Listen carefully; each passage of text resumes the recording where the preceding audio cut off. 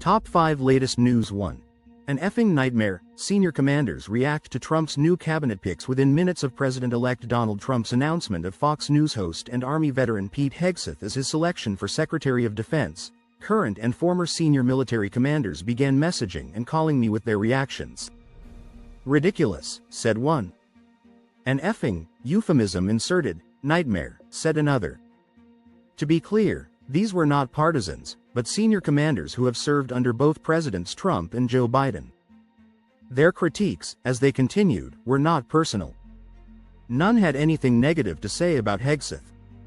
Their central concern is that they see Trump, with this and other senior national security appointments, building out a team to put into action massive and lasting changes to U.S. foreign policy. There's no serious experience in the business of running the Pentagon or the national security staff processes, but I'm trying to retain an open mind and hope that fresh ideas could improve things that get pretty stale, a retired four-star general told me. That said, the common denominator is clearly loyalty, and while some loyalty is essential, slavish fealty is dangerous. Looking at all the announcements to date, we could end up with one mind controlling many hands. And I've never believed that one mind, any mind, does that as well as diversity of thought. 2. Trump's allies are already jockeying for high-powered spots in his administration. President-elect Donald Trump's allies are quickly jockeying for positions in a new Trump administration on the heels of his decisive victory. Sources familiar with the matter told CNN, pitting loyalists against each other to land top roles in the new government. Those with particular positions in mind have begun reaching out to members of Trump's inner circle to try and talk themselves up. Trump, who is known to be superstitious, largely avoided these conversations in recent weeks, despite allies who believed they proved their loyalty trying to position themselves favorably.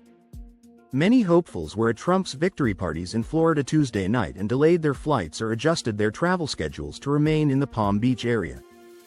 Trump could announce his decision on some key positions within days, sources told CNN.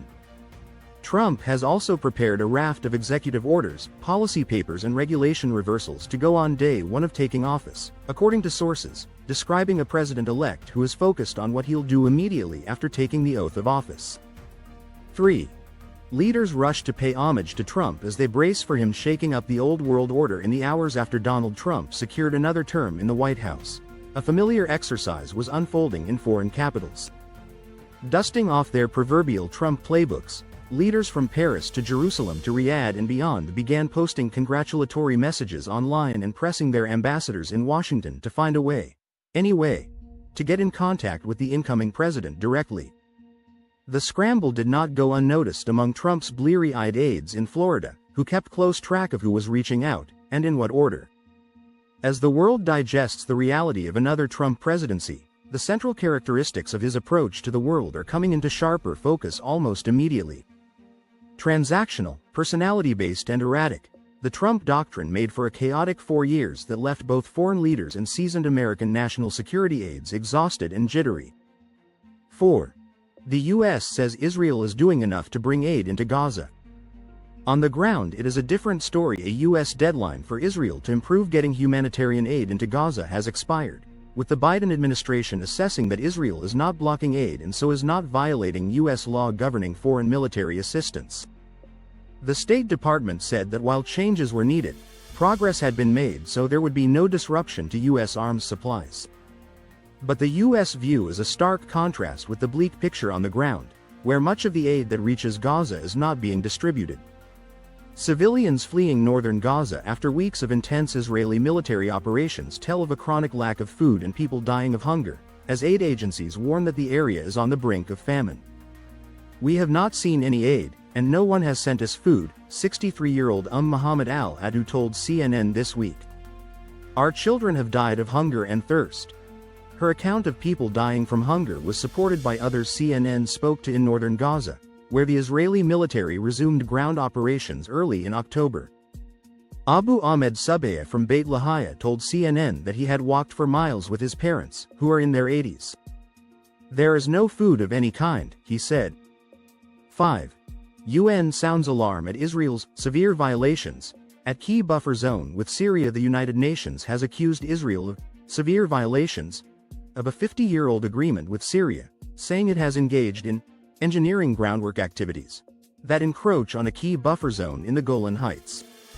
Violations of the 1974 disengagement agreement have occurred where engineering works have encroached into the OWS, the Area of Separation. The UN Disengagement Observer Force, UNDOF, which has maintained the ceasefire between Israel and Syria since 1974, said in a statement Tuesday. Satellite imagery from Planet Labs and the European Space Agency shows that the Israel Defense Forces, IDF, has been conducting excavation activity near Jubata al-Khashab, Syria since mid-August. A large earthen berm, roughly 40 feet, 12 meters, wide, is being dug. The trench now stretches almost 5 miles, 8 kilometers. Work on extending the trench even further is continuing, according to recent satellite imagery. In a Planet Labs image taken on November 5, an excavator and other vehicles can be seen working. What do you think of our video? Let me know in the comment section below. If you enjoyed this video, make sure to hit that like button. Also subscribe to our channel before you go. Thank you for watching.